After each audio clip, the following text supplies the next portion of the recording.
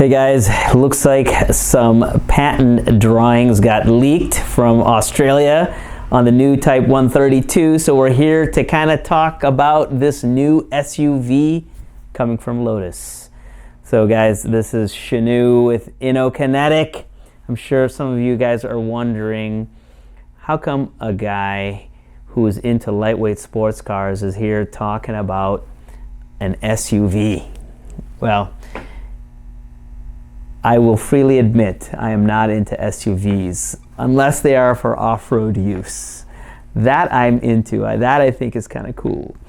On-road SUVs, I'm less interested in them. But you know, the cold hard reality is that is a lot of what is in demand in the automotive world nowadays. So Lotus has entered that fray, and we've talked about this in the past, and I'm a big supporter of it, because I truly believe that that's where they're going to find volume to financially keep the business afloat and continue to produce the cars that we all love. So why am I talking about this? Well, because I think it's kind of cool. I think what they're doing with it, particularly from a technical and engineering perspective, is worth talking about. And so today, that's kind of what we want to do. We're going to look at some of the imagery that was filed in the patent office there in Australia, and kind of give you our opinion and our take on what we see with this Type 132 SUV, which, by the way, is going to be fully unveiled at the end of March. So in a couple of weeks, we're going to actually see the official images of the car, so we can really see what this thing looks like. So having said that, let's kind of get into the images that are out on the interwebs nowadays, and give you our take on the new Type 132. So these images that were filed with the patent office, you know, allow Lotus to get a patent, a design patent, on the overall shape of the vehicle, so that they can, you know, protect their intellectual property. Looking at this SUV, you know, it's a fairly sizable SUV. You know, my guess is it's going to be Porsche Cayenne sized. And if you've been watching any of their teasers, they've been doing some really great teasers with the car, and using some words to help describe various features. Like, for example, there's one called Breathe.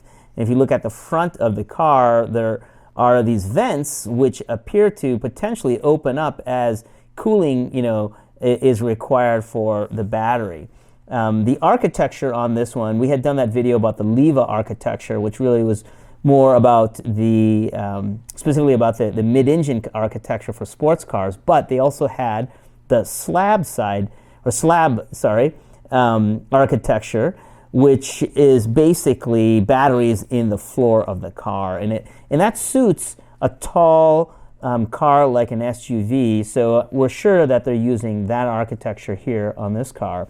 But again, looking at some of the various things on the car, you can see the headlights are really slim. They look really pretty cool. The car has side view mirrors that are cameras. Not sure if that's going to be legal in the US yet. I think there's still some issues there.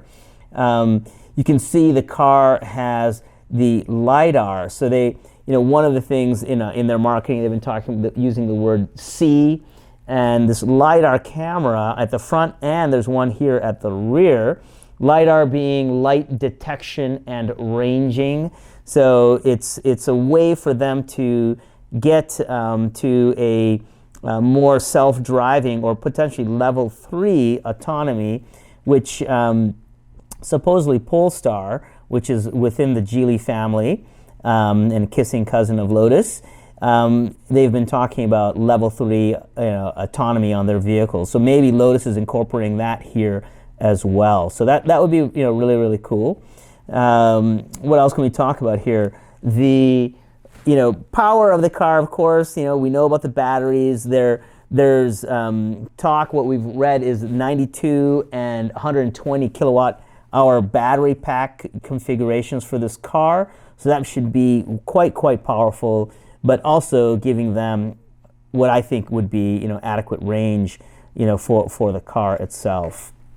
So looking at the side view of the car, it's kind of cool. You can see some big overhangs in the back, which is kind of interesting. That should give us a fair amount of luggage space, I would think. But the car, this SUV, I should say, looks pretty sleek. It almost looks like a tall wagon. So very sleek, very, very sexy looking.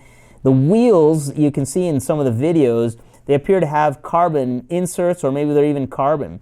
But you can see how big the wheels are and how low the profile of these tires are. So the handling should be super, super sharp. It'll be interesting to see, what Gavin and team have got to do to make this ride compliant with rubber bands like that on these wheels. So, and watch out for the potholes. So obviously not an off-road configuration here. But anyways, a sleek looking, swoopy, I would say, SUV that should truly be a sport utility vehicle, or in other words, put sport into the sport utility vehicle. So I think it's going to look really, really good. And then, looking at that rear three-quarter view, also here you can see that rear LiDAR as well sensor. Some of the videos also were showing some light signatures on the back with a full lit up bar in the back. And yeah, I think the car is going to look really, really interesting. So needless to say, I am actually excited about the unveiling of this Type 132. Based on the feedback and the conversations I had with some of the Lotus executives at the Emira unveiling, I spoke, specifically with Gavin Kershaw, and he says this car handles like a Lotus, Shanu. So I'm interested. I'm very interested. They also mentioned that this car is going to be built at a greenfield plant, in other words, a brand new factory in Wuhan, China. They haven't unveiled the name, but wait for it. I think it might be called the C19. So that may have been the worst joke I've ever made. But for those of you who caught that joke, I'm sorry. I should apologize right now for that terrible joke. But anyways, I doubt it's going to be called the C19. But it'll probably start with an E. It'll be interesting to see what they ultimately call this car. We had, in a previous video, actually suggested that it may be produced in the U.S., at a Volvo factory, but it looks like no, in fact, it's going to be built in China. So anyways, we were wrong in that earlier video, but hey, we like speculating on occasion. So anyhow, I hope you enjoyed this video. Look forward to seeing you guys next time. Thanks for watching.